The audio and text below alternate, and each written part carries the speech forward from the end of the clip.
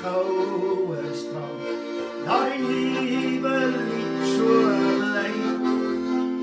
Maak jou gerwe vas met 'n flinke hand, want jy is naby. Want die Heer van die groot doel sal haas verskyn, sy stem, sy oog sal ons hoor en sien.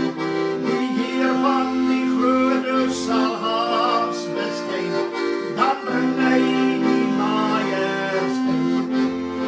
O, hulle verwag ons daar op die goue strand, ons geliefdes wag nou daar. Hul die kruis gedra en die kroon ontvang, al hulle werke was hier klaar. O ja, die Heer van die groot doel sal haas verskyn, sy stem, sy oog sal ons hoor en sien. Die Heer van die groot doel sal haas verskyn, dan bring hy die maaiers in. Die gesang hou aan langs die goue strand, en dit maak ons harte sterk. Dit besiel met krag deur die soet geklank, wyl ons hier in 'n werk. O, die Heer van die groot doel sal haas verskyn, sy stem, sy oog sal ons hoor en sien. Die Heer van die groot doel sal haas verskyn, dan bring hy die maaiers in. O, die lied hou aan langs die goue strand, met sy geur van blomme skoon. En ons weet en voel ons sal haas daar lang op vir ewig daar bewoon. Ja, die Heer van die groot doel sal haas verskyn, sy stem, sy oog sal ons hoor en sien. Die Heer van die groot doel sal haas verskyn, dan bring hy die maaiers in. O ja, die Heer van die groot doel sal haas verskyn, sy stem, sy oog sal ons hoor en sien. Die Heer van die groot doel sal haas verskyn, dan bring hy die maaiers in. O, die Heer van die groot doel sal haas verskyn, sy stem, sy oog sal ons hoor en sien. Die Heer van die groot doel sal haas verskyn, dan bring hy die maaiers in. Prys die Here, die Heer, die groot doel sal haas verskyn, sy stem, sy oog sal ons hoor en sien. Die Heer van die groot doel sal haas verskyn, dan bring hy die maaiers in. Prys die Here, ja die Heer, die groot doel sal haas verskyn, sy stem, sy oog sal ons hoor en sien. Die Heer van die groot doel sal haas verskyn, dan bring hy die maaiers in. Oh, halleluja, halleluja, kyk maar uit vir my, ek sal daar wees. Ek sal daar wees, ek sal daar wees. Ja, kyk maar uit vir my, ek sal daar wees. Die Here sy naam. Kyk maar uit vir my, ek sal daar wees. Ek sal daar wees, ek sal daar wees. Kyk maar uit vir my, ek sal daar wees. Die Here sy naam. O, kyk maar uit vir my, ek sal daar wees. Ek sal daar wees, ek sal daar wees. Ja, kyk maar uit vir my, ek sal daar wees. Die Here sy naam. O, halleluja, kyk maar uit vir my,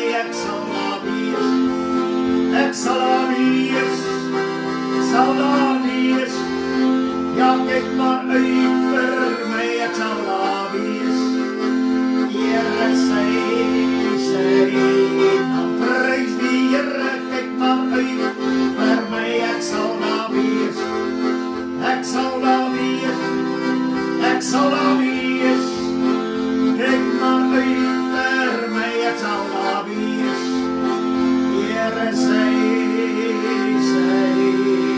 naam. Oh yes, halleluja, prys die Here, halleluja. Vader, ons wil baie dankie sê dat ons na U toe kan kom in die mooi naam van U Seun, ons Here Jesus Christus. Halleluja. O Here Jesus, ons wil baie dankie sê dat ons het hierdie blye verwagting. Ja, dat U sal spoedig weer kom. Prys U wonderlike naam.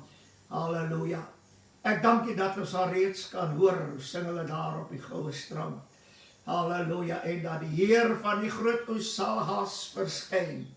En ons weet, daar is nog dinge wat moet gebeur, voordat U sal kom.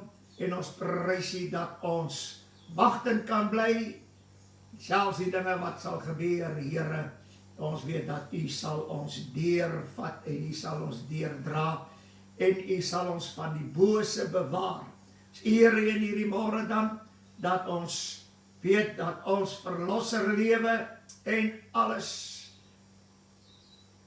kan gebeur wat moet gebeur, sodat U woord in vervulling kan kom. Baie, baie dankie, Here, dat ons kyk nie wat rondom ons gebeur nie, maar ons kyk wat die woord sê wat sal gebeur. En dit is vir ons so belangrik. En daarom het ons so nodig dat die Heilige Gees ons sal leer en lei in die hele waarheid. En ons herinner aan alles wat U gespreek het. En ons weet, hy sal ook die toekomstige dinge aan ons verkondig. Baie, baie dankie. Here, ons het nie nodig om op 'n mens staat te maak nie. Ons het die Heilige Gees en die Heilige Gees leer ons aangaande al die dinge wat nog sal gebeur. Baie dankie dat ons dan in hierdie dag kan staan in die naam van Jesus en dat ons waarlik die woord van die Here gehoorsaam sal wees en die woord sal glo en dit so sal doen. Kom verheerlik U groot naam dan in hierdie oomblikke ook in ons lewens, terwyl ons so by mekaar is. Here, ons wil saam bid in hierdie oomblik vir almal wat siek is.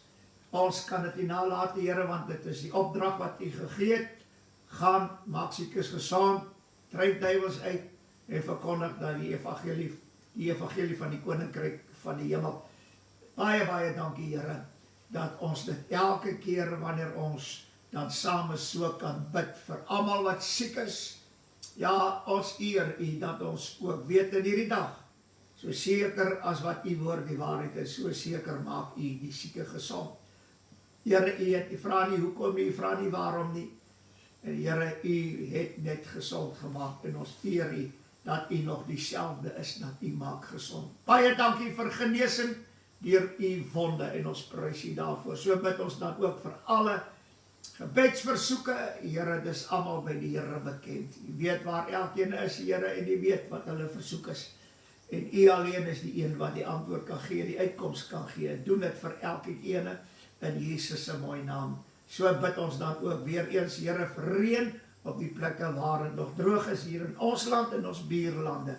Halleluja, verheerlik U self ook in daardie mense se lewens deur vir hulle reën te gee, soos wat U gesê het, U laat reën oor die goeie en die slegte, die regverdige en die onregverdige. Doen dit dan vir hulle, Here, en ons prys U ook daarvoor. En ons wil U dank in hierdie oomblik. Belangrikste van alles is die woord van die Here. Halleluja. En o Here, laat ons gehoorsaam sal wees aan die woord van die Here. Laat dit wat U gesê het, dat hom wat 'n oor het hoor wat die Gees aan die gemeente sê, laat ons waarlik ore sal hê om te kan hoor wat die Gees aan die gemeente sê. Nie soos wat ons dink nie, nie soos wat ons planne is nie. Ja, Here, nie soos wat ons teorieë is nie, maar volgens die woord van die waarheid, waarin die Heilige Gees ons leer en lei, sodat ons die volheid van alles kan verstaan. Verheerlik U naam dan ook daarin, dat U elke oor sal bestryk met U bloed, sodat net die waarheid van die woord sal kan ingaan vind in elke siel. Baie, baie dankie, Here, dat U dan ons nou so saam seën rondom U woord, en dat ons uit die woord kan geleer word deur die Heilige Gees. Baie dankie daarvoor in Jesus naam. Amen. Prys die Here, ons is dankbaar om so saam te wees. Groet U almal in die mooi naam van ons Here Jesus Christus.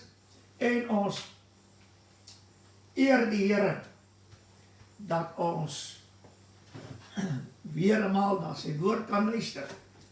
En ek is pastoor Flippie Gerber. Telefoonnommer is 082-874-1705. Prys die Here. Ons het laas Sondag 'n bietjie gepraat oor die woord van die Here en dat ons die woord van die Here absoluut gehoorsaam moet wees. En daar is heel wat goed ook gesê wat mense wat dinge glo uit die woord uit wat nie so is nie, omdat dit nie deur die woord bevestig kan word nie. Maar ek wil hier so 'n bietjie terugvat in die woord van die Here. Is vir my so wonderlik. Ons sê dat dit wat is, dit was, en dit wat gebeur het, gebeur nog steeds. So wanneer ons kom by elke vorm van menswees, is van Genesis 1 af tot Openbaring 22. Alles wat van Genesis 1 gebeur het tot Openbaring 22. Ja, daar's baie dinge wat 'n afbeelding is, 'n skadu is, of 'n teebeeld is, of 'n voorbeeld is van die dinge wat in die Nuwe Testament ook gesê sal word en dinge wat sal gebeur. Dit kom uit Genesis. Ek het as een ding wat vir my interessant is dat die Here Jesus, dis waarom ek wil net dit noem, dis waarom Paulus dit vir ons sê in 1 Korintiërs 10 vers 11. Hy sê maar al hierdie dinge, dit meen Paulus skryf oor wat onder die wet en nou gebooie gebeur het en wat alles daar plaasgevind het en hoe dit werk ensovoorts. En nou kom hy sê maar al hierdie dinge het hulle oorgekom. Ek meen die Israeliete van Adam en Eva, al die dinge het hulle oorgekom as voorbeelde en is opgeskryf as waarskuwings.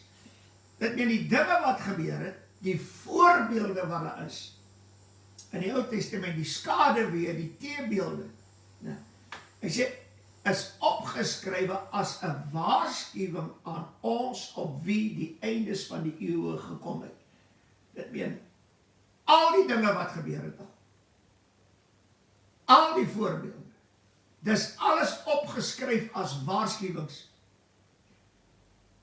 Mooi oplet, as waarskuwings. Dit meen van Genesis 1 tot Maleagi, in die 3de hoofstuk. Tot Maleagi, daai goed is alles opgeskrywe as waarskuwings. Halleluja, nie om iets uit daar te leer nie.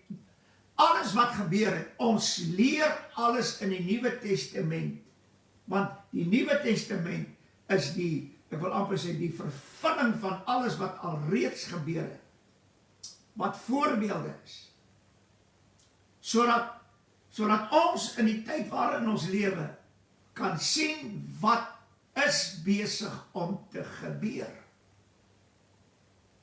Halleluja. Maar nie dink omdat Rahab 'n tou laat afsak het. Dis Ou Testament, nee, dis Nuwe Testament. Moenie dink omdat Saul ongehoorsaam was en hy gesterf het, dit het Saul gewees nie. Nee, dis Nuwe Testament. So kan ek hulle van Genesis, wat interessant is, as ons dink aan Genesis, waar die Here vir Adam en Eva gemaak het, en die Here sit hulle in die tuin, en wat hier vir my wonderlik was, hulle was skoon, hulle was rein, hulle was magtelik, hulle was alles gewees, en hulle was bedek gewees met die heerlikheid. Die Here het hulle oorklee met heerlikheid, en ek wil nou vandag vir iets sê, as die Here iets oorklee met heerlikheid, kan niemand sien wat binne aangaan. Dit is waarom al was Adam en Eva volgens die oë van die mens naken, want toe die mens sondig en die heerlikheid gepad. Want Paulus sê dit, ons het almal gesondig en dit ontbreek ons aan die heerlikheid. Dit meen die oomblik, die Here beklee Adam en Eva met heerlikheid, die oomblik toe hulle sondig, toe is die heerlikheid weg en toe sien hulle met hulle vleeslike oë dat hulle naak is. So Adam en Eva het in 'n tuin gewandel en gelewe wat eintlik beskryf hoe dit in die koninkryk van die hemel sal wees.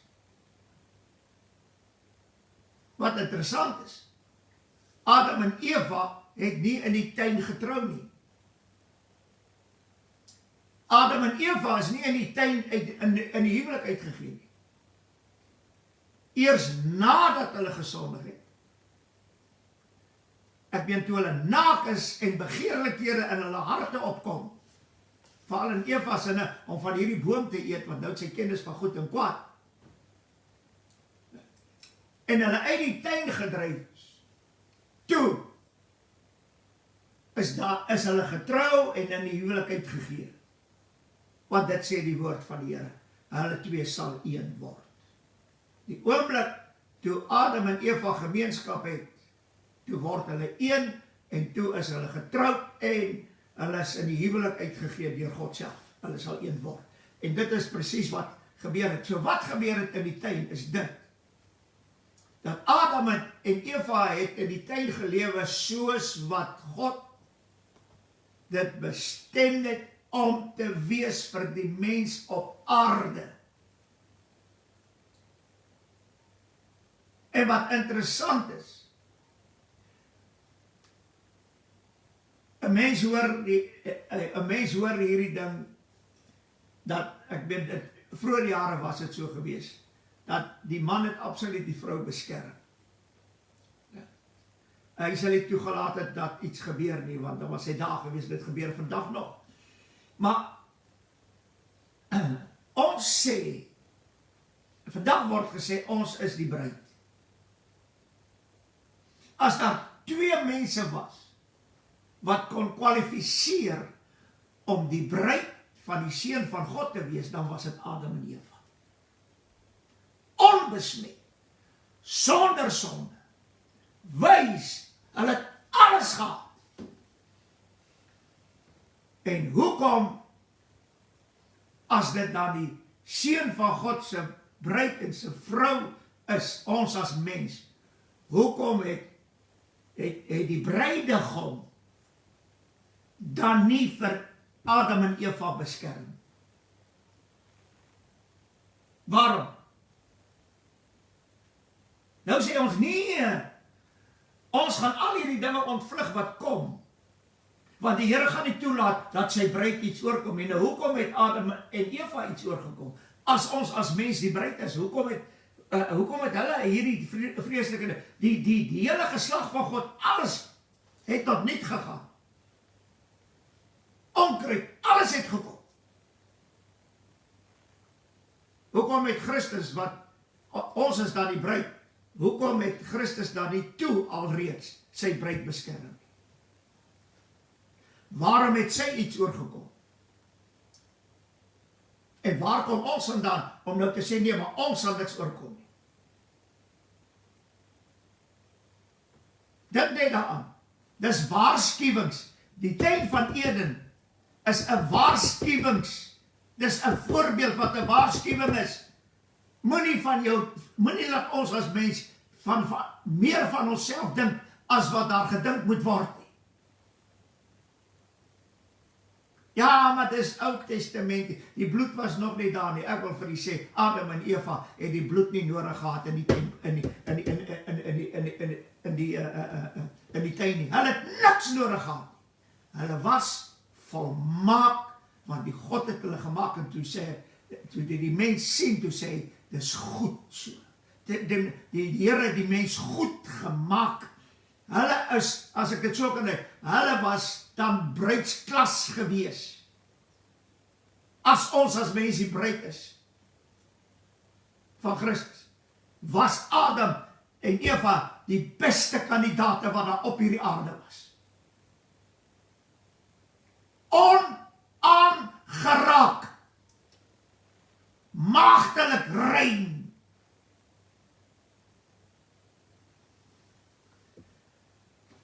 En hierdie dinge is in my so wonderlik. Maar Omdat die mens gesondig het, het daar baie dinge gebeur. Halleluja. En laas vandag gesê dat God het aan die mens net een mag gegee, en dit is mag om kinders van God te word. Halleluja. Christus die bruidegom verklaar aan ons as mens, ons is bruilofsgaste. Vriende, broers, susters. Dis wat die Here Jesus verklaar. Familie.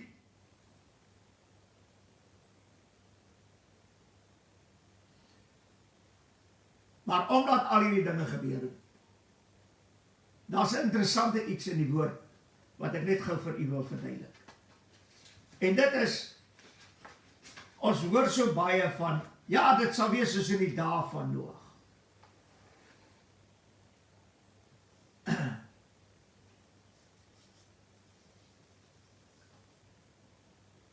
Adam en Eva, nommer 1. Toe die duiwel in die tuin inkom, was daar nie vir hulle 'n ontvlugting nie. Hulle is nie weggeruk nie. Want die Here het geweet, God het geweet, dat as hy die mens kan laat sondig, dan is sy hele geslag daarmee. Ek noem het sommer net so, sy hele geslag. Maar God het sy maaksel vertrou. Waarom het die Here nie daarin gegryp nie? As ons dan die bruid is, waarom het die Here nie ingegryp nie? God het sy maaksel beproef, om te kyk wat gaan hy doen met die vyand. Adam en Eva heers oor die tuin. Hulle heers oor die aarde, hulle onderwerp dit.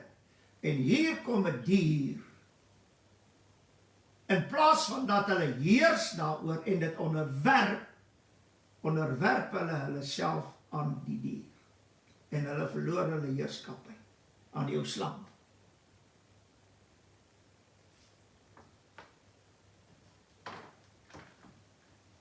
Dit wat in die tuin gebeur, daai was die begin van die einde van alle dinge, sover dat die wêreld aangaan, met die hemel en goed.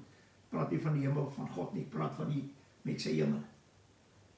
Dit was die begin van die einde. En dit is waarom die woord sê dat God het in die begin die einde aangekondig. En ek wil net lees wat Lukas sê. En ek wil dit ook noem. Die oordeele van God het waar plaasgevind in die tuin. Wie is geoordeel? Die mens en die duiwel. En nie een van hulle twee kon die oordeel van die Here ontvlug nie.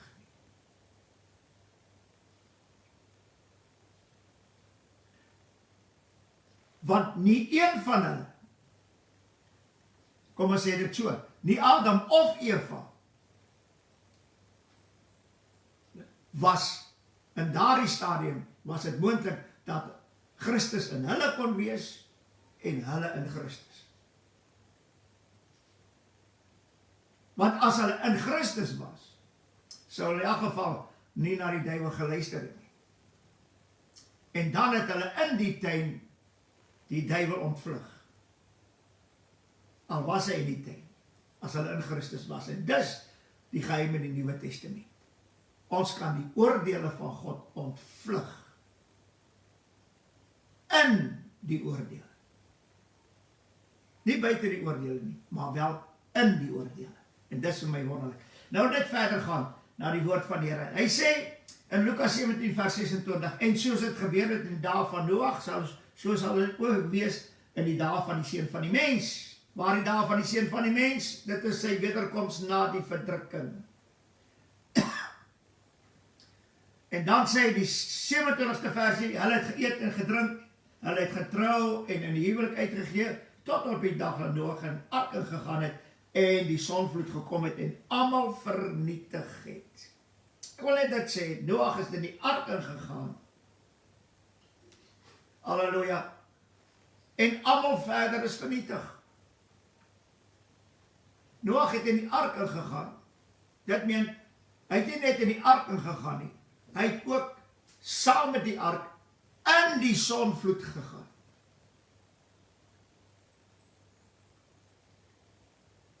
Verstaan jy wat ek sê? Binne in die ark, in die sonvloed. Want hulle was in die ark toe dit begin reën. Hulle was in die ark toe hulle vir hoeveel dae, oor die 100 dae, seker 150, of is dit nie meer as nie, 150 dae het hulle met in hierdie ark gedryf. Vry van die sonvloed. Geen skade opgetel nie. Niks. En waar land hulle weer? Op die aarde. En wat gebeur? Daar het net uit Noag en sy huisgesin is die nasies weer gebore. En hierdie is vir my so wonderlik, maar saam met dit alles was die ongeregtigheid en die sonde ook daar. En hierdie is vir my so wonderlik, dat in die ark vind hulle weer op die aarde, vry van alles. En dit gaan net so gebeur, wanneer die Here Jesus, voor die Here Jesus kom. Ons sal in Christus, in die groot verdrukking kan ingaan, en as ons aan die ander kant uitkom, die wat bly lewe, gaan die Here kom, en dan gaan ons op 'n nuwe, ek wil maar sê, in 'n nuwe dispensasie lewe van 1000 jaar van vrede. Nog steeds op die aarde. Die Here gaan ons nie kom wegvat en dan terugbring. Nee, hy hou ons op hierdie aarde. Sodat ons daardie nuwe dispensasie, 1000 jaar lang, sodat ons dit kan belewe op aarde. Hy gaan ons nergens heen vat nie. Hy gaan ons eerder in die groot verdrukking invat, om meer as 'n oorwinnaar aan die ander kant uit te stap, sodat ons kan deel in die om saam met Christus te regeer vir 1000 jaar. En dit is wat die Here die hele tyd nog gedoen het. Hy het niemand weggevat nie. Adam en Eva het hy nie weggevat nie. Nee, hy het hulle gelos. Hulle het die ewige dood gesterwe. Ek weet, daar is 'n dood wat vir hulle wag. Behalwe die vleeslike dood, daar is 'n ander dood ook. Maar in dit het God mense gevind soos Abel. En die Here het deur Abel begin om sy geslag, wat sy geslag sal wees, begin op 'n voorberei, sodat sy geslag uit hom gebore kan word. Dit is waarom ons genoem word kinders van God, gebore uit God. Dit meen dit wat Adam en Eva oorgekom het God omgeswaai na die grootste gebeurtenis op aarde, en dit is dat die mens word uit God gebore deur die wedergeboorte, en om in Christus te wees, en Christus in hulle, en saam met Christus ook in die Vader. Dit meen nou is ons opgesluit waar? In die Vader,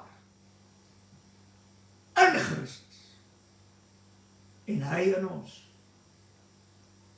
Halleluja. En dis waarom ek sê, ek weet nie of ek lank genoeg gaan lewe nie, maar as die Here my spaar en ek kan deur die groot verdrukking gaan, sal dit vir my die grootste voorreg wees om daarin te gaan.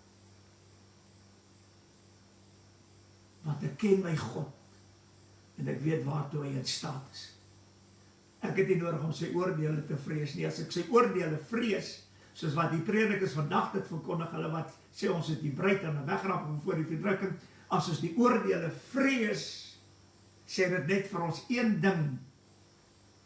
Nee, ons is nie reg nie. Waarom het ek die oordeele vrees? Halleluja.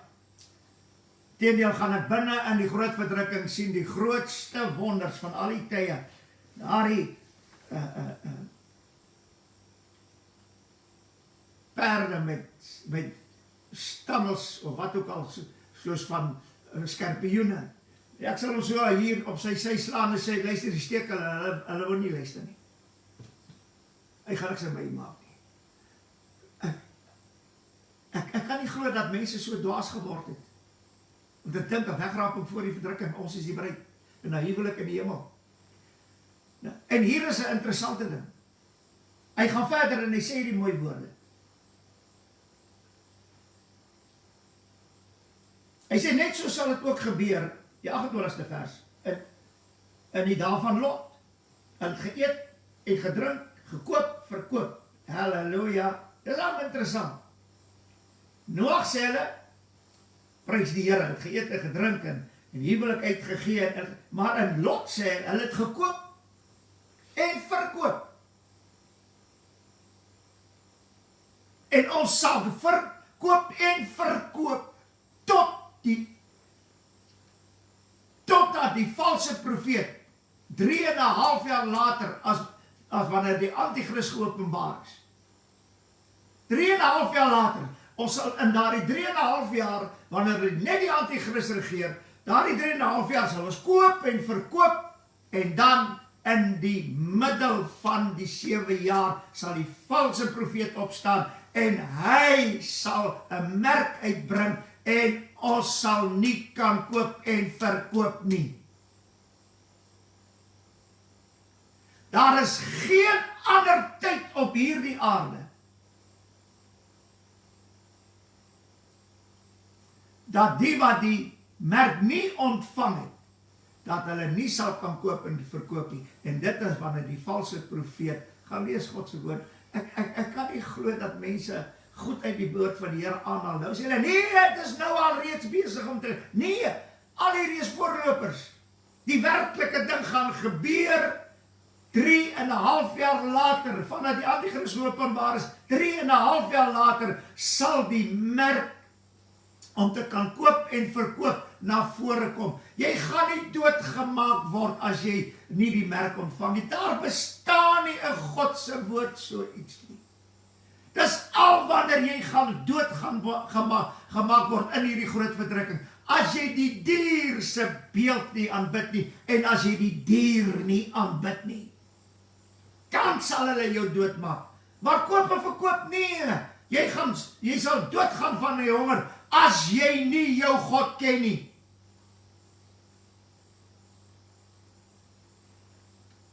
Halleluja.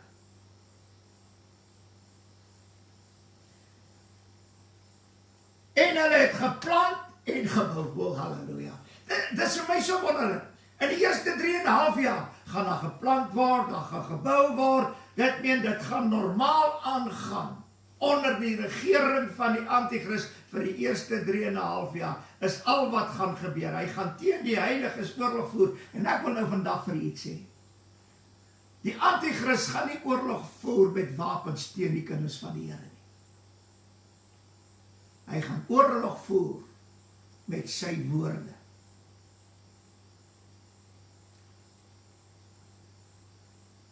En dit sê Daniël, hy sal die waarheid op die grond werp. En hy sal voorspoedig wees in sy woord. Nee. Dit gaan 'n woordoorlog wees. 'n woordoorlog. En dit is wat baie kinders van die Here, of Christene, die antichrist gaan aanvaar as Christus.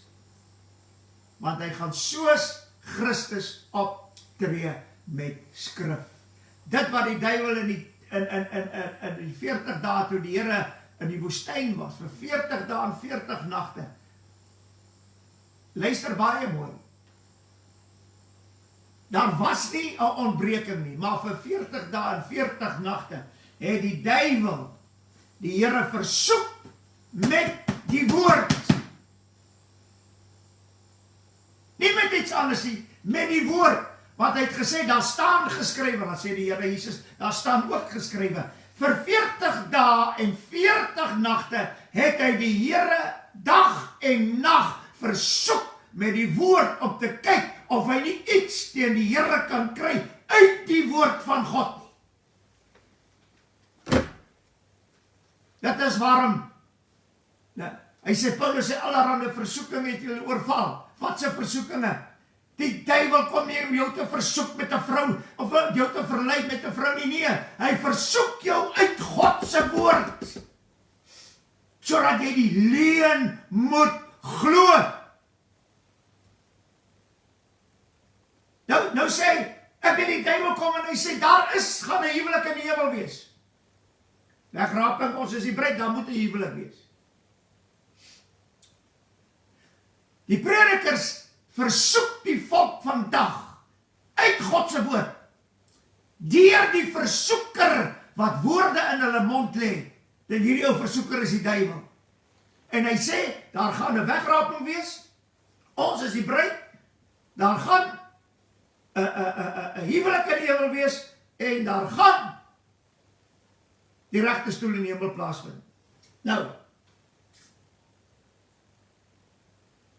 die duiwel het die kerk versoek met dit. Veral die Pinksterkerke. En die Pinksterkerke het geval vir hierdie versoeking. 40 dae, 40 nagte het hy die Here probeer. Hy het met die woord self gepraat.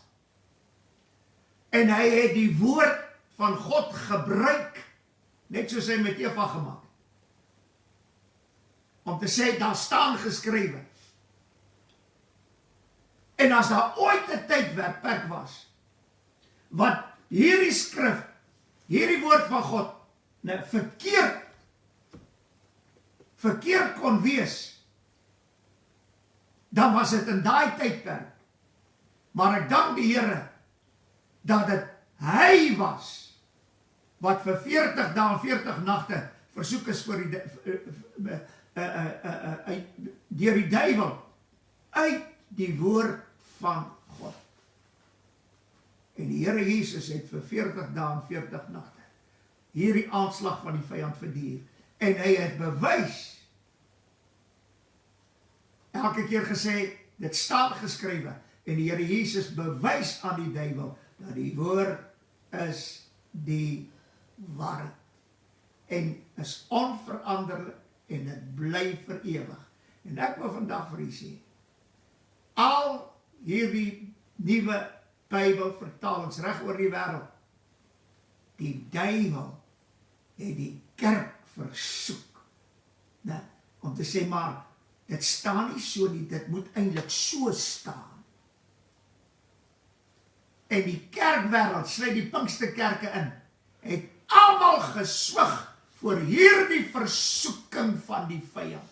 Nie deur sonde nie, uit die woord.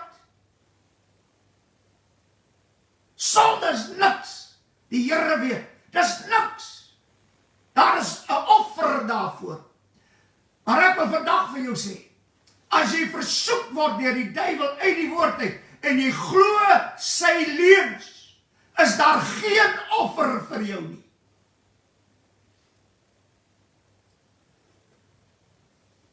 Jy kan teen alles sondig, die Vader, die Seun, maar as jy ongehoorsaam is aan die woord van God, is daar nie vir jou offer nie. As jy nie tot jouself kan kom en besef jy is besig om leuns te glo nie, sal jy verlore gaan. Die woord gaan jou oordeel eendag. En 'n baie interessante ding wat gebeur, ek wil net gou verder gaan. Hy sê, maar op die dag toe Lot van Sodom uitgaan, het vuur en swaal van die hemel afgereën en almal vernietig. Hy sê, net so sal dit wees in die dag wanneer die seun van die mens geopenbaar word. Baie interessant. Lot en sy huisgesin vlug. Halleluja.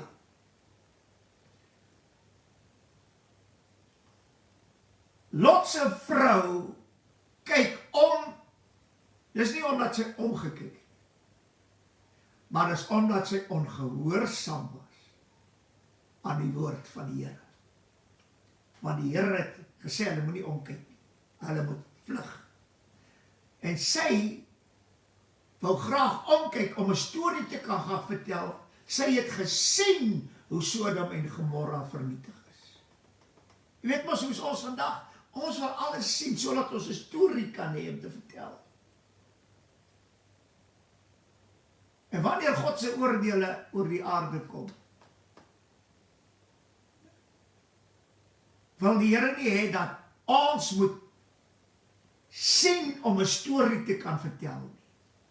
Dis al reeds besig. Hulle vertel wat alles in die groot verdrukking gaan gebeur. Dit meen, dis net so goed hulle sien het, en nou het hulle 'n storie om aan die mense vertel, en hulle weet nie wat werklik gaan gebeur.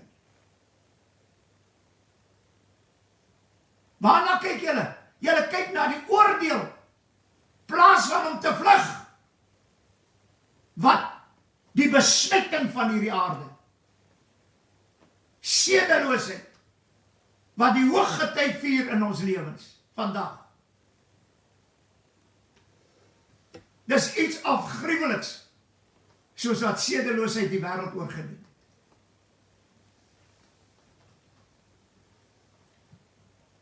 Hy sê dit sal wees net soos wanneer die seun van die mens geopenbaar word. Wanneer word Christus geopenbaar?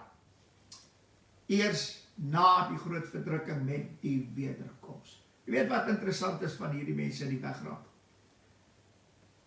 Hulle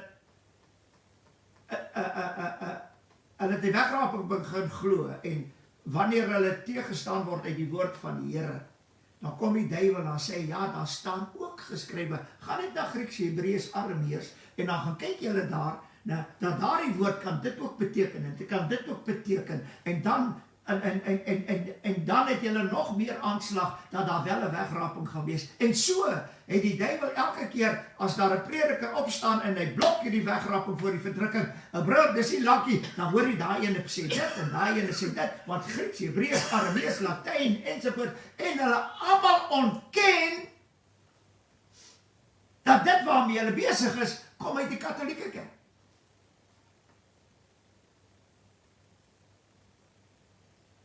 Hulle sê die hele niks met die Katolieke kerk te doen, jy lieg. Dis waar dit begin het. En so versoek die duiwel en jylle glo hom.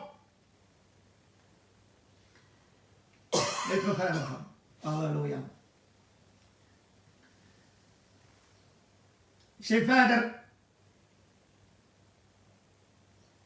ek sê dit in Lukas 17, vers 31, en daardie dag moet hy wat op die dak sal wees, dit is weet, wanneer Christus gaan kom,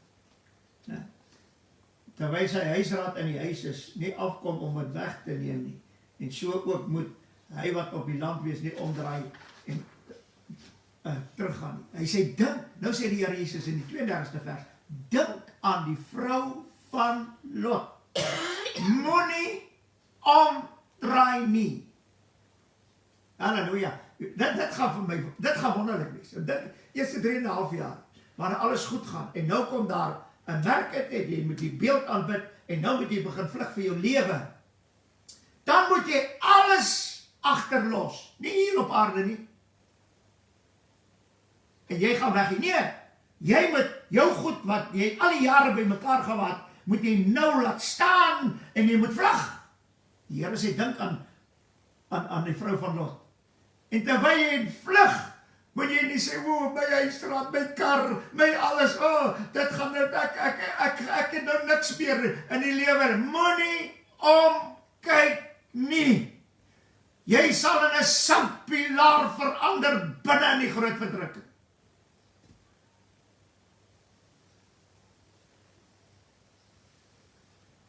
Want sy was ongehoorsaam, en julle is vandag ongehoorsaam. hoor wat ek vir julle sal kan koop en verkoop en julle sal bou en te kere gaan, mooi huise en dit sal dit al beter word, en dit sal goed gaan, onder die eerste 3,5 jaar van die Antichrist regering, sal die ekonomie van die wêreld blom.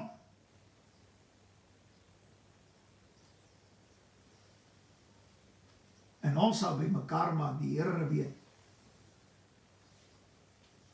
Ons sal sê, dit nog nooit so goed gegaan op hierdie wêreld soos nou nie. Halleluja. En dan sal hier die skielike verderf kom.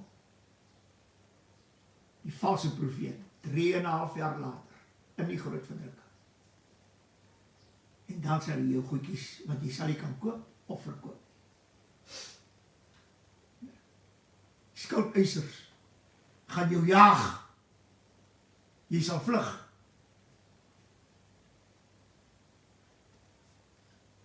Sal alles verloor. Alles wat jy so by mekaar gemaak het, jy sal van hulle dan weg moet vlug. Nou sê Petrus iets baie mooi. Halleluja.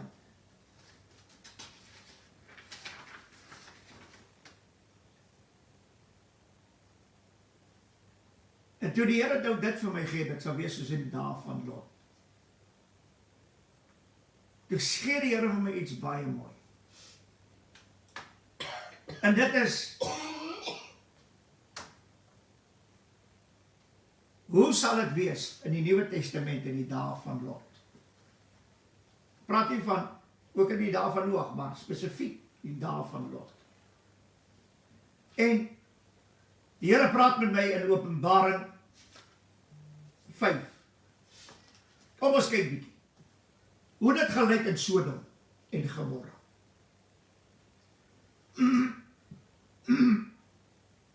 Ekskuus. Halleluja. Ekskuus, dis hier Openbaring 18, kom ons bly net gou so. En dit 19.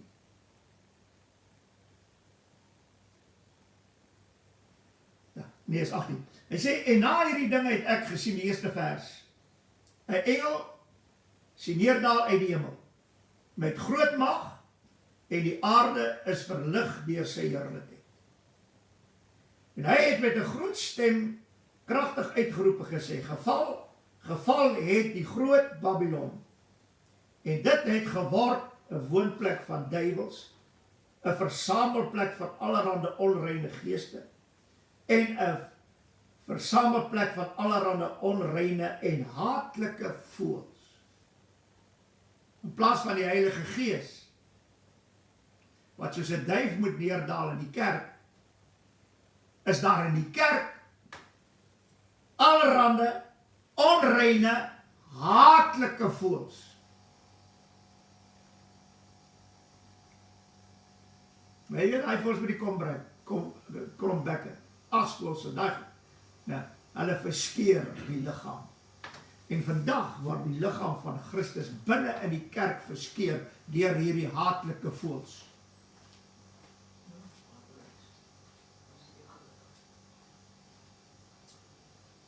En hier gaan het verder.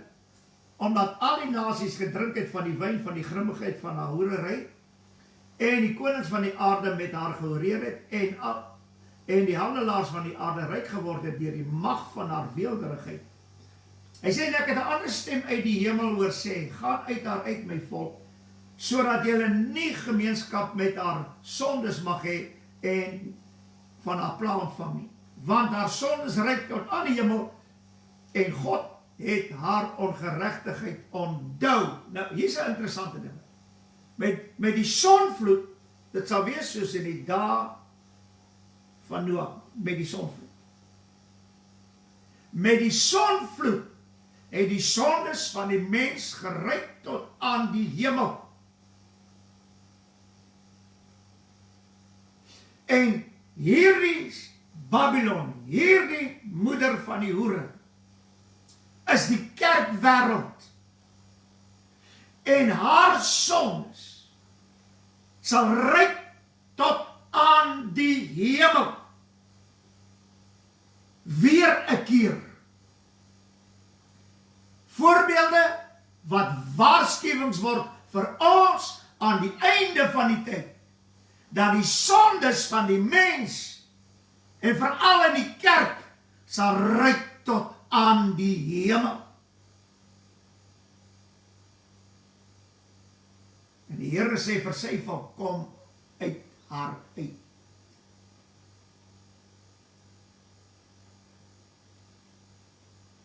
Halleluja. En ek het bietjie gaan kyk wat gebeur werklik.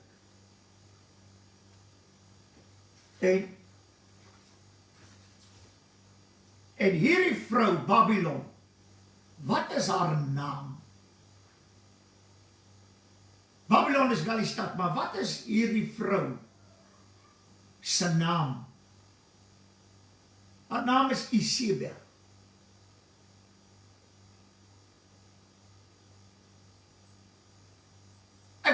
Ek wil dit so aan u gee. Isebel, die goddelose, wrede vrou van Agab. Ek wil nou vandag vir u sê, as daar nou ooit wreedheid was in hierdie wêreld, nasies het oorlog gevoer teen mekaar, maar nie een van hulle was so wreed soos wanneer kinders van God vervolg word. Hulle het mekaar geskiet en dis klaar gewy. Hulle het mekaar met pyl en boog en doodgemaak met swaarde ensovoorts. Keel afgesny, ensovoorts. Maar daar was nog nooit iets so wreed soos die kerk wat sy eie volgelinge vervolg en martel. Nog nooit. Tot vandag toe. Halleluja. As 'n nie-Christen sonde doen en hy pleeg moord en goed, dan sal vir hom groter genade as wat 'n kind van die Here. En veral in lande waar kinders van die Here vervolg word. Daar is nie vir hulle genade nie. Wanneer hulle Christene vandag vang, dan is daar nie 'n uitreiling nie. Waarom? Die woord van die Here sê, die Here Jesus sê dit self. Hy sê hulle vervolg julle nie ter wille van julle nie. Hulle vervolg julle ter wille van my. Waarom? Want Christus is in my en in jou.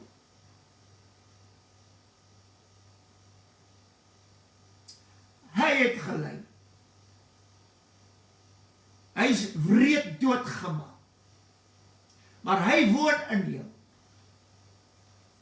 En hy woon in my. En die oomblik, as die vyand Christus in jou sien, dan moet jy doodgemaak word. Maar jy moet nie net doodgemaak word nie. Jy moet gemartel word. Op die wreedste maniere.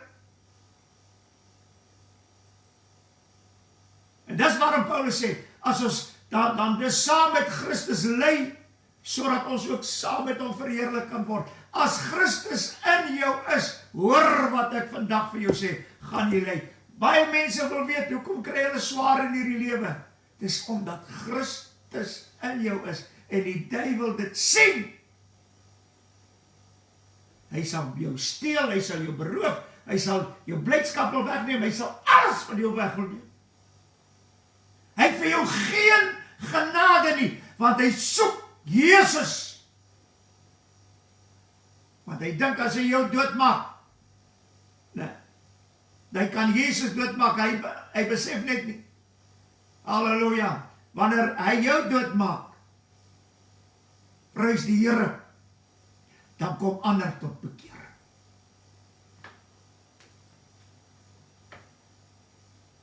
En die duiwel het dit gesien gebeur. En dit is waarom die antichrist regering gaan heeltemal anders te wees. Want hy het gesien, dit help nie om kinders van die Here dood te maak nie, want as hulle doodmaak, word hulle meer. So wat doen ons? Kom ons versoek hulle met hierdie woord wat hulle sê God se woord is. Kom ons versoek hulle, ons verdraai die skrif, ons sit net hier 'n ander woord, soos byvoorbeeld wegvoer, by die wederkoms van Christus, ons sit daar die woordjie wegraping in, en ons vat hierdie wegrap woordjie, en ons sit dit net voor die verdrukking. Dan het ons hulle. Ons het nie nodig om hulle dood te maak nie. Want as ons hulle doodmaak, word hulle meer. Maar as ons hulle mislei en verlei, dan raak hulle minder.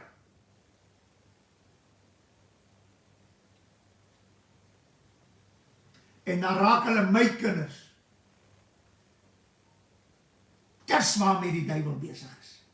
Dis waarmee sy vrou, sy bruid en sy vrou mee besig. Pastoor, wie is sy vrou en sy bruid?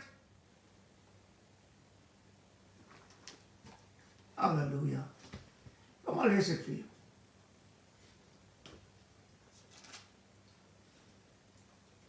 Hy sê hierdie woorde in Openbaring 17.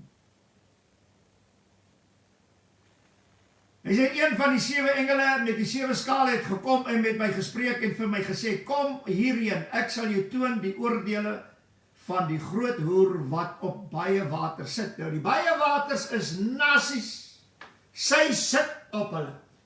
Nou daar is een kerk wat op die nasie sit, en dis die katholieke kerk. Maar, wat interessant is, die katholieke kerk is besig en het al baie protestantse kerke weer by hulle in laat skakel.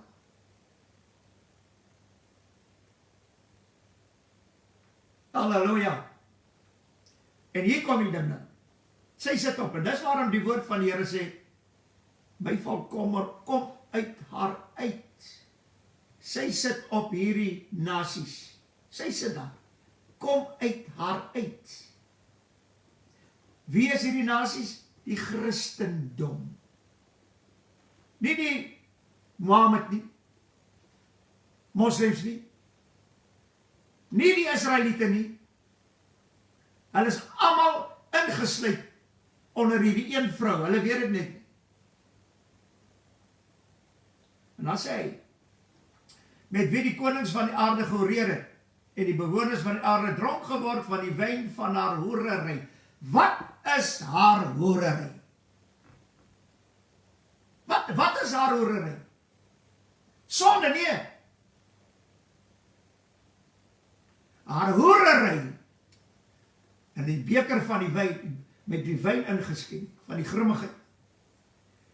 Hierdie wyn spreek van die woord van God, wat sy gebruik, om die nasies te versoek, en hulle dronk te maak, sodat hulle die leuen kan glo. Dis haar grimmigheid. Die volk van God moet die leuen glo, want dan vat sy die kinders van God, en sy maak hulle haar kinders. En haar kinders word die duiwelse. Dit meen, hy vat jou weg, hierdie vrou vat jou weg, van die seun van God af. En sy plaas jou oor, na die seun van die verderf.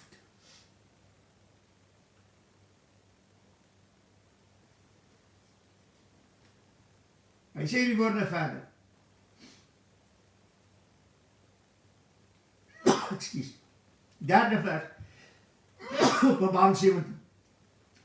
En hy het my in die gees weggevoer na die woestyn. En ek het 'n vrou sien sit op 'n skalakenrooi dier. Het jy al die spreekwoord gehoor? Ja, daardie vrou sit op haar man se kop. Het jy dit gehoor? Hierdie vrou sit op haar man. Want net sy sal die kinders van God aan haar man kan gee. die Antichrist. En ek kan terug aan die Ou Testament, en ek kan veral Nabot se wingerd, kan ek vir die baie mooi verduidelik, hoe het dit gebeur daar, en hoe dit nou besig is om te gebeur. En hy sê hierdie mooi woorde, vol Gods lasterlike name, en met 7 koppe en 10 horings. 7 koppe en 10 horings, halleluja. En hierdie is vir my so wonderlik, dat al hierdie goed word ook in Openbaring 13 breedvoerig beskrywe, wat presies gaan gebeur. Maar wat belangrik is hierso, daar het 'n vrou is besig, wel, sy kom nie nou al aan nie. Ek ben toe die katholieke kerk die dag ontstaan, ek dink is in 386 jaar na Christus, het die katholieke kerk ontstaan. En dis waar hierdie vrou na vore gekom het. Maar hierdie vrou, sy naam is in Openbaring 17, word sy so genoem. Hy sê, en op die 5de vers, en op haar voorhoof was 'n naam geskrywe, verborgenheid. Die groot Babylon, die moeder van die hoere, en van die gruwels van die aarde. En ek het gesien, ek het die vrou gesien, dronk van die bloed van die heiliges, en van die bloed van die getuienis van Jesus, en ek het my uitermate verwonder toe ek haar sien. Wat maak sy? Sy maak die heiliges dood. Kom maar sê nou vlees. Dit gaan nie net fisies nie. Dit gaan oor geeste. Want die duiwel gebruik die woord om jou te versoek om 'n leuen te glo, soos 'n wegraping, ons is die bruid, huwelik in die hemel en die regterstoel. Hy versoek jou. En as jy daarvoor val, dan trek hy jou onder hierdie vrou in. En jy sal haar kind wees. Ja, maar dit is 'n stap. Is dat nou maar interessant? Hulle kan nie glo dat die Jerusalem daarbo is die bruid en die vrou van die lam nie. Maar hulle glo dat Babylon, hierdie stad, 'n vrou is. Ek kan nie glo dat kinders van God, veral predikers, 40 jaar gestudeer in die woord van die Here, en dan preek hulle dit aan die einde van die dag. Ek kan nie glo dat hulle nie kan sien nie. Hier sê die woord, hy praat van hierdie groot stad, Babylon, die moeder van die hoere. Sy's 'n hoer. Maar Jerusalem daarbo, waar die vrou, die bruid en die vrou van die lam is, en ons moeder is, nee, dit kan nie so wees nie. Maar jy glo dit wat die woord sê. Wat sê dit vir jou? Dat hierdie stad Babylon is met 'n hartige jaloersheid besig om die vrou en die bruid van die lam, ons moeder, se kinders te verwoes om oor te kom na haar toe. Dis waarin ons verkeer. En sy, haar man, verkondig dat daar 'n wegraping, 'n bruid, 'n huwelik en die regterstoel in die hemel gaan wees. En die Pinksterkerke sê amen daarop.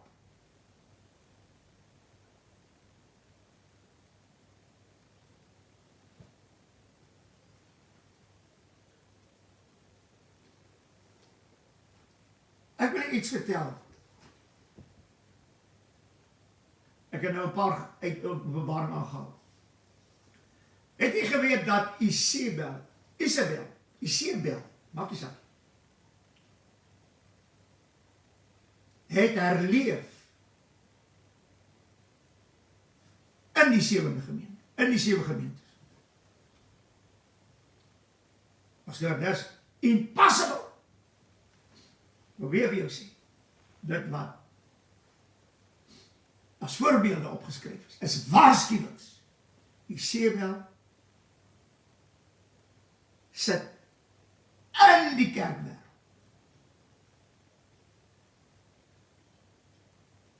En sy sit op haar man se kop. Hy moet maar luister wat sy sê. Halleluja. Die woord sê, ek gaan dit net noem, dat Isebel, as jy haar kan beskryf, is 'n goddelose en wrede vrou van Agab. Die koning van Israel, wat 'n slegte invloed op Agab uitgeoefen het, om hom en hom verlei het. Die duiwelse verleiding en misleiding met Eva kom nie naby sy vrou en sy bruid se verleiding.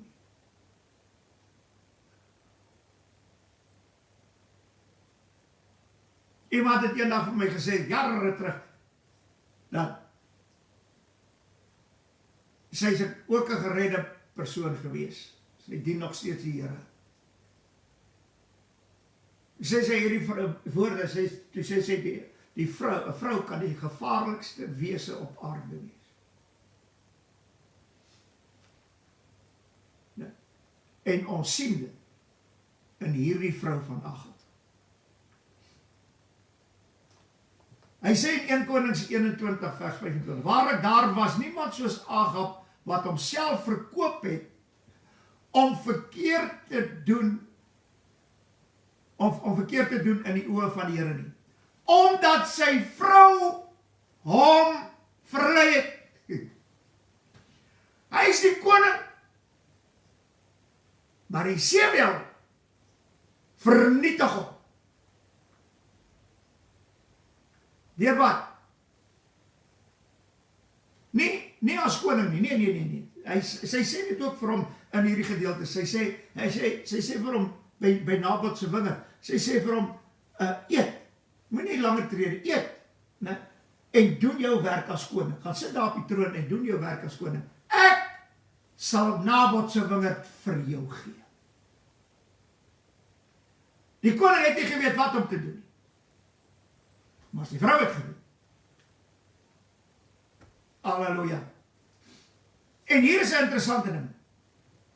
Isebel was 'n dogter van Baal. Dit meen 'n dogter van Baal.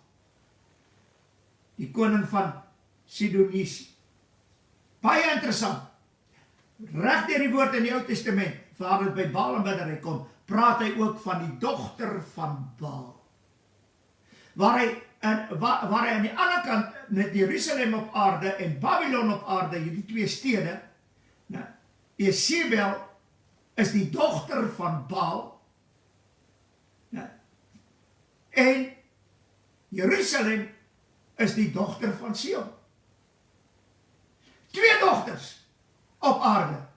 En hierdie twee dogters het reg deur gekom tot in Openbaring. Die een is die moeder van die hoere. Die ander een is die moeder van die maagde. Halleluja. Hoor wat ek sê? Die een is die moeder van die hoere, die ander een is die moeder van die maagde. 5 wyse en die 5 dwaase maagde. Moeder van die maagde, Jerusalem daarbo, die moeder van die hoere, Babylon, wat nog steeds op aarde is. Halleluja. En wat interessant is, die aardse ene, Babylon, dat op aarde is, ek weet, die vrou wat haar verteenwoordig, sy naam is Isebel. Die Bybel sê, sy het die Baaldiens, dit meen die afgoddiens, is in Israel bevorder, en 450 profete van Baal, en 400 van Asjara onderhou. Dit meen, sy het hierdie Baalpriesters, 850 van hulle onderhou. Maar wat hier vir my interessant is dat as jy dit alles gaan deurlees oor Elia en Isebel en dit wat alles gebeur het daar. En dat hy sê hierdie woorde, ek net 1 Konings 16 vers 31 lees ook. Hy sê, en dit was nog die minste dat hy in die sondes van Jerobeam, die seun van Nabat, gewandel het. Hy het Isebel, die dogter van Etbaal, die koning van Sodom, as vrou geneem en Baal gaan dien en voor hom neergebuig. Dit meen sy vrou stel die Baalpriesters aan, of die Baalprofete, en Agab moes voor hulle buig.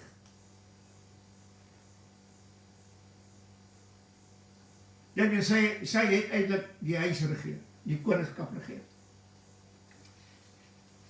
En dan gaan die woord van die Here verder. Ek meen, toe sy nou hoor van wat met Elia gebeur het, dat hy die Baals 850 doodgemaak het. Toe sê sy, maar ek gaan vir jou doodmaak. En hy het geweet, Elia het geweet, hy moet vlug. En hy het gevlug. Maar, ek wil net verder gaan. Die woord van die Here kom en hy sê hierdie mooi woorde, ek wil net by Openbaring uitkom, want dit is vir my mooi gewees. Hy sê, Openbaring die 2de hoofstuk, kom ons kyk 'n bietjie. As ons gaan kyk na die oordeel oor Babylon in Openbaring, dan gaan dit iets verskriklik wees. Maar hoor wat sê hy hier in Openbaring 2, ek wil dit vir u lees. Hy sê dit hier, en hy het hier so kyk, in die 21ste vers. Kom ons lees die 20ste vers. Jy moet nou baie mooi luister, dis in die 7 gemeentes. Dis nie op 'n ander plekkie.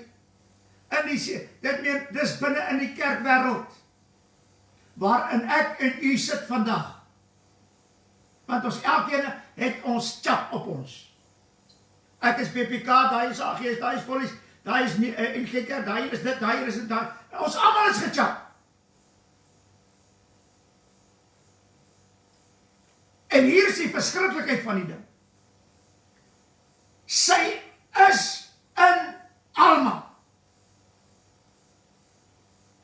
Ek weet nie om wat jou kerk se naam is nie. Sê wat ek advertis, ek weet nie om nie. Sy is daar by julle ook. Want dit gaan julle nie ontvlug nie. Halleluja. Hy sê hierdie woorde. Hy sê, ek het enkele dinge teen jou, en hierdie is vir my verskriklik, dat jy die vrou Isebel, wat haarself 'n profetes noem, toelaat om te leer. Halleluja. Ons sien dit voor ons oë. Daar's baie vroue predikers vandag, wat die volk van God mislei. Ek gooi nie die manne weg nie. Nee. Maar die vrou kom al meer en meer op. En weet jy wat? Die vrouens kan nie heilig maak en preek. Want dan spreek hulle oor hulle self uit. En my diensknegte te verlei om te hoereer agter wat aan? Die leuen, om te hoereer met die leuen. En om afgodsoffers te eet. Wat se afgodsoffers te eet?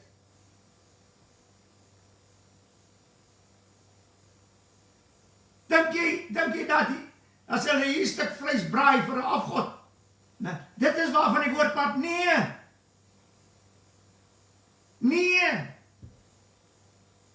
Jy eet afgodsoffers wanneer die leuen jou voedingswaarde word.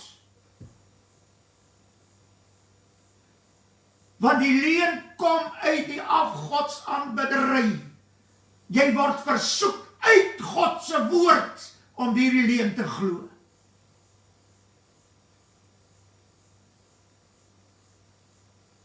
Halleluja. Hy sê, die 21ste vers, en ek het daar tyd gegee, ek wil dit, dis die gemeente van Tyre. Die Here sê, ek het dit teen jou, daardie vrou Isebel. Sy is daar by julle. En jy laat haar toe. Maar wie is die vrou? Dis Agab se vrou wat voortlewe in die gemeentes.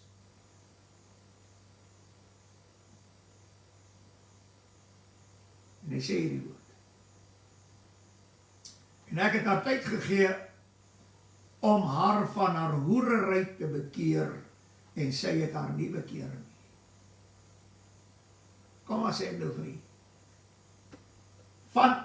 Vanat die gemeentes wat by Paulus, kom ons sê die gemeentes wat Paulus opgebou het, en Petrus en so aan, die katholieke kerk het daarvan al weggebreek, om die leuen te glo oor baie goed. En die katholieke kerk het daaruit ontstaan, maar met die ontstaan van die katholieke kerk, soos ek sê, 386 jaar na Christus, moes die katholieke kerk 50% van Baal-aanbiddery in hulle leerstelling insit. Maar dit moet so beskryf word, dat het lyk na Christelik. Dis waarom die beeldjie van Moeder Maria is die beeld van Semiramis, die moeder van Nimrod. Dis die ma en die kind. Dis wat die beeldjie is. Hierdie klippies wat hulle so soen as hulle ingaan. Dis alles deel van Baal-aanbiddery. Maar hulle moes dit in die Christelike geloof inbring, sodat hulle die volk van God uit die woord uit kan versoek om die leuen te glo. Sy sit op die waters, sy sit op haar man se kop, sy sit op hierdie dier. En sy regeer in die kerkwêreld. En hy gaan verder en hy sê hierdie mooi woorde. Hy sê, sy dan nie bekeer nie, 22, kyk, ek werp haar neer op 'n siekbed, en die wat met haar oorstel bedryf in 'n groot verdrukking. Waar? In 'n groot verdrukking. Dit meen, waar gaan hierdie moeder wees? Sy gaan in die groot verdrukking wees. Saam met ons, wat kinders van die Here is. Nou sê hy, en hulle nie van hulle werke bekeer nie. En haar kinders sal ek sekerlik doodmaak. Haar kinders. Wie is haar kinders? Het jy al ooit daaraan gedink? Hy sê ons is almal dood in ons misdaad met sonde, sê die woord van die Here. Maar deur die genade in Christus het ons lewend geword. Sy vrou soek nie dooie kinders. Sy vrou soek lewende kinders. En daar is net een plek waar sy lewende kinders kan kry. En dis in die kerk. En deur versoeking om die leuen te glo, trek sy die lewende kinders van God oor na haar toe. Hulle sterf geestelik, maar sy lewende kinders gekry. Die wat daar buite dood is met haar sonde, sy is nie gepla oor hulle nie, want dit is klaar haar kinders. Maar sy soek hierdie lewendes. En dis ons. En dit is waarom hierdie versoeking van 'n wegraping, ons is die bruid, die huwelik in die hemel, en die regterstoel in die hemel. Sy soek na ons. Hy sê, en haar kinders sal ek sekerlik doen, en al die gemeentes sal weet. Hy praat nie net met hierdie een gemeente die Here nie. Hy praat met al 7. Want hierdie vrou is in al 7. Gaan lees God se woord. Gaan lees die 7 gemeentes deur. Hy sê, en laat hom wat 'n oor het, hoor wat die Gees aan die gemeentes, nie een gemeente nie, aan die gemeentes, dit meen aan al 7 gemeentes sê. Dan gaan hy verder.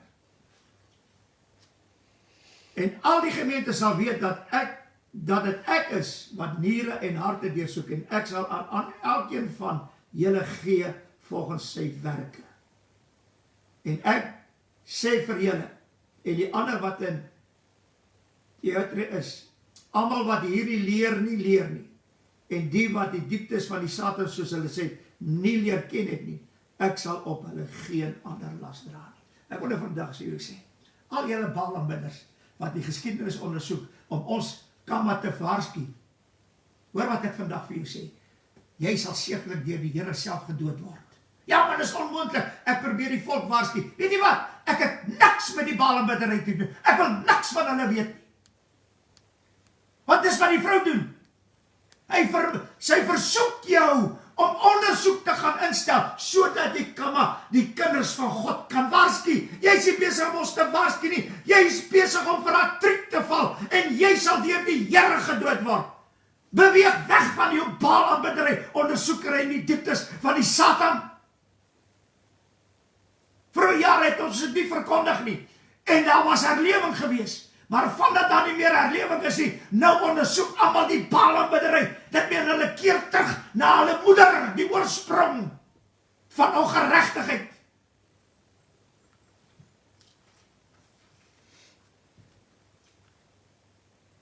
Halleluja.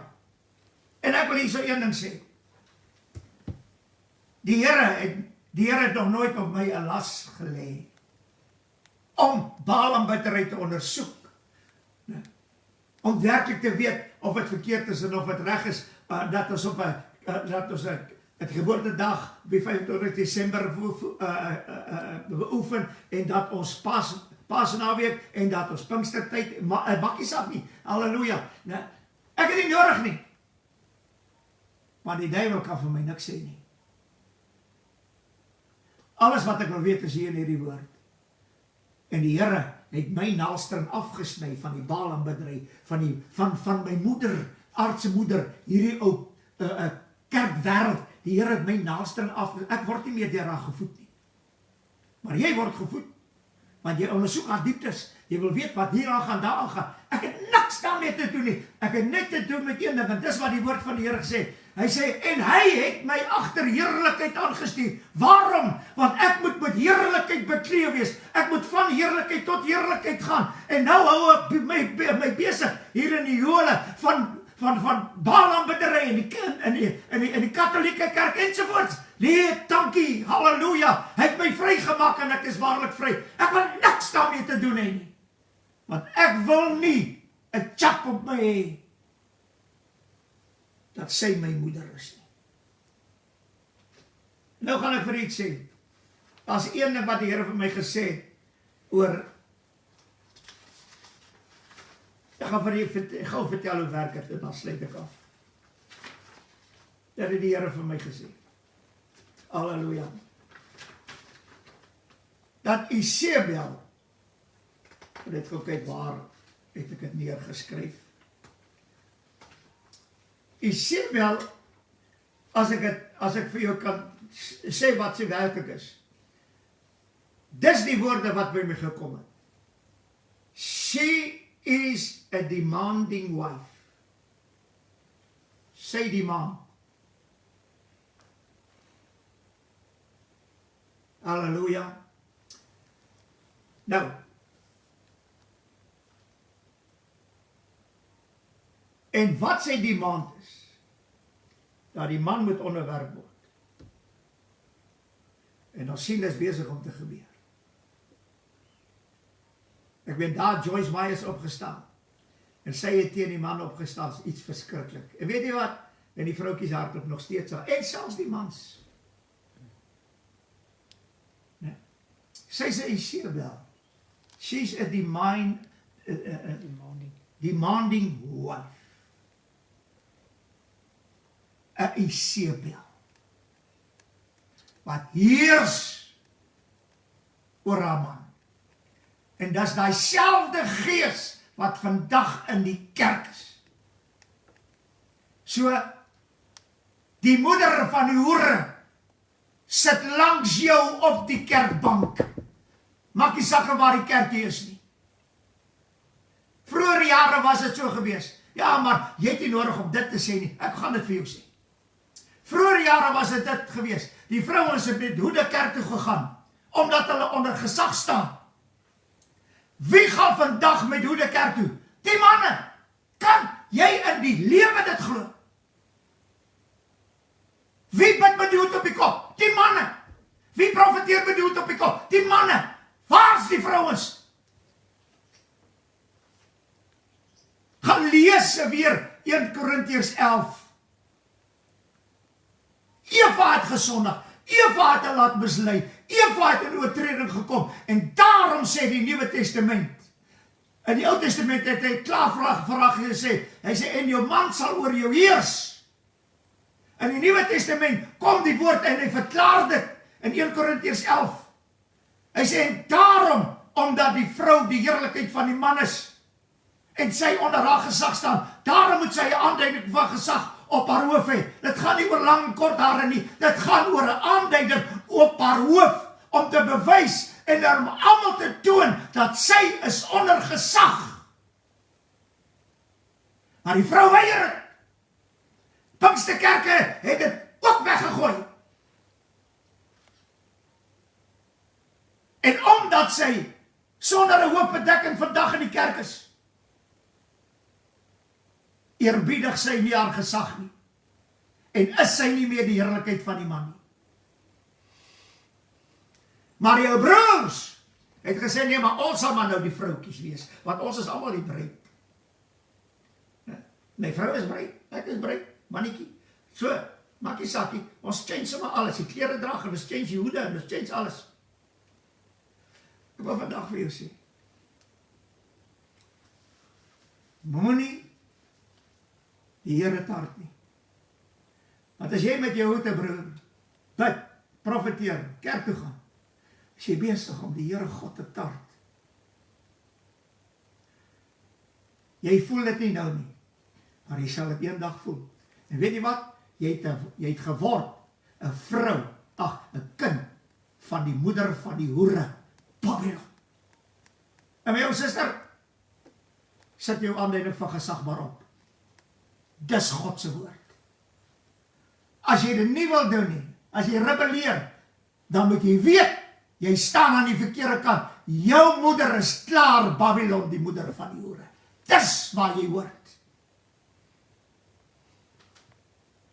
Eva, Adam, sy grootste sonde, was toe hulle die wil van God verwerp, en ongehoorsaamheid, in ongehoorsaamheid verval het, teenoor die woorde van God, dat hy die wêreld lyk soos hy vandag lyk. Ek moet nie dink, dat ek en jy gaan eendag vryspring nie.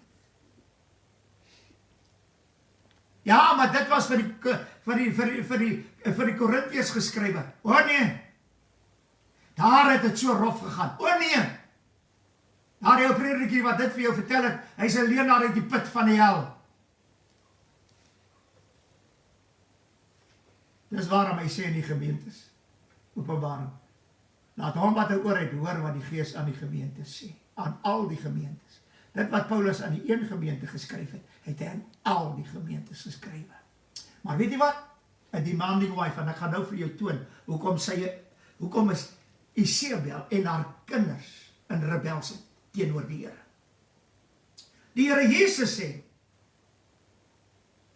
daar sal nie die kinders, hulle wat waardig is, om in die eeu van die opstanding,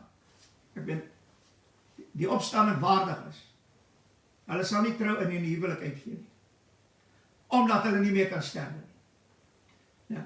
En die kinders, hy sê, en die kinders van die opstanding trou en gee nie meer in die huwelik uit nie. The demanding wife, Isabel, sê nee, ek sal met jou trou, Here, daar sal 'n huwelik in die hemel wees. I demand it. En dis waar die kerk van Christus, wat hulle self die bruid van Christus noem, dis waar hulle is vandag. Hulle demand Christus wat gesê, hulle demand die bruidegom, ons sal 'n huwelik met jou hê in die hemel vir 7 jaar lang. Ons demand dit. Wat u gesê het beteken vir my niks. Ek sit op jou kop. Here, Jesus, bruidegom, ek sit op jou kop. Ek sit op jou. Jy sal maak soos ek sê. Julle is deurdronge met die gees van Isebel. En julle oorreef weg van die waarheid af. Maar God sal jou hart en julle deurtoets. En hy sê, ek sal julle doodmaak. En julle sal doodgemaak word. Weet jy hoe? Die Here gaan jou uitspieg, omdat jy die leuns glo. Halleluja.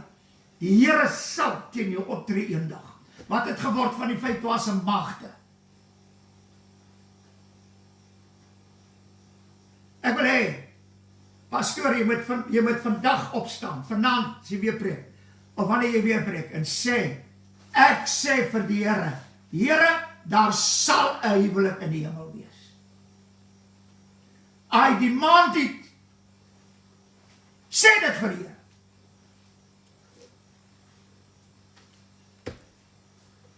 Die Here weet, staan nergens in die Bybel, en die Here Jesus het die idee miskien dat daar eendag iemand mense sal sê, daar gaan 'n huwelik in die hemel wees. Die Here, die bruidegom het verklaar, daar sal nie wees nie.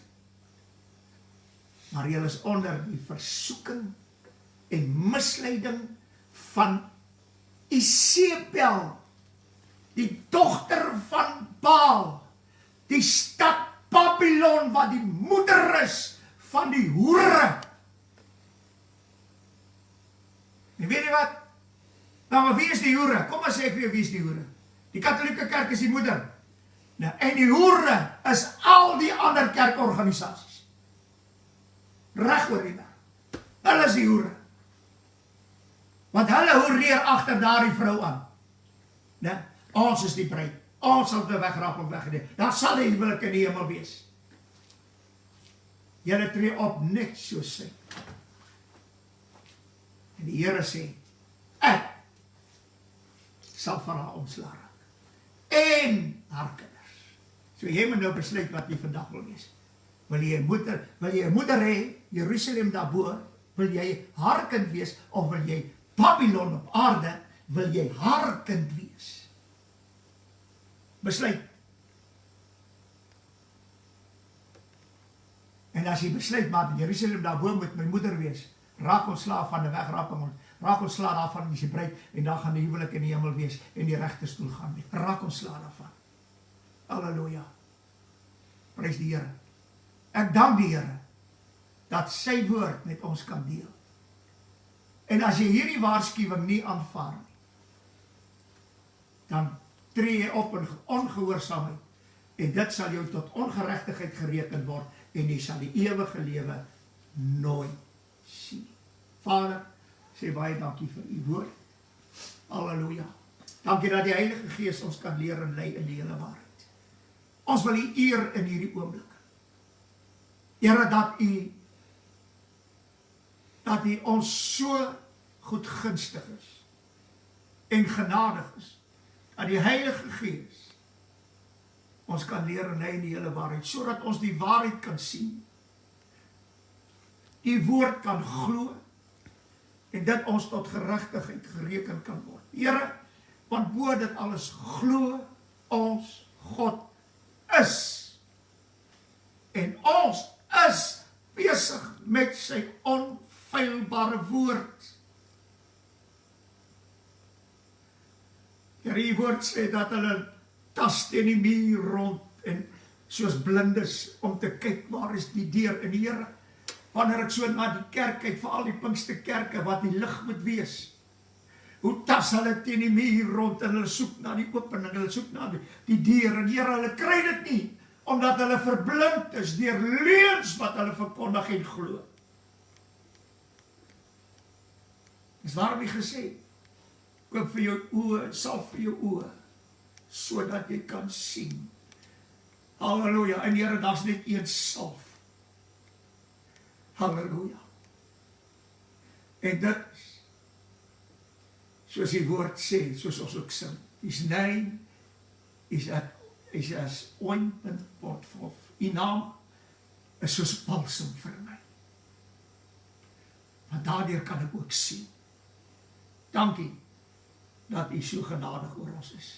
Seën ons elkeen nou in Jesus naam. Amen.